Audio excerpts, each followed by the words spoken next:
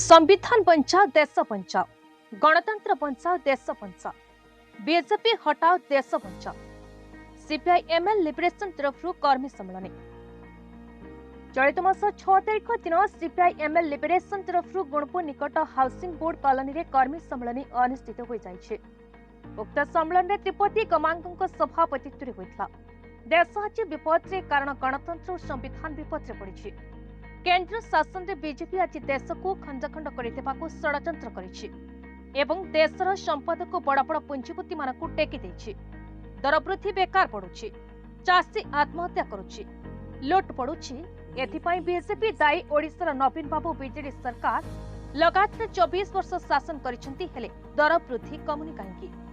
जंगल जमी अधिकार आदिवासी को मिलिला नहीं, मजुरिया को उचित मजुरी सबुदिन मिलु नहीं।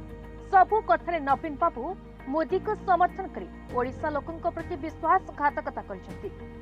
तेणु 2024 निर्वाचन बीजेपी को केंद्र क्षमता हटाइबा को पड़िबो एवं नवीन को उचित जवाब देबा सह सीपीआई एमएल लिबरेशन प्रार्थी को 3 तारा पताका चिन्ह भोट देबा पई राज्य संपादक ज्योतिषीर महापात्र, राधाकांत सेठी, अनासिन सफर, वृंदावन बिड़िका, लोकनाथ नाउरी, साइमा सफर, तुलसा निमाला, राजेंद्र माझी, पुन्नी सफर, शरदचंद्र त्रिपाठी, कृष्णा काड्राका, रामचंद्र प्रास्का, जोहन क्रेपुटिका, कैलाश सफर अन्य साथी माने उद्बोधन देइछन्ति।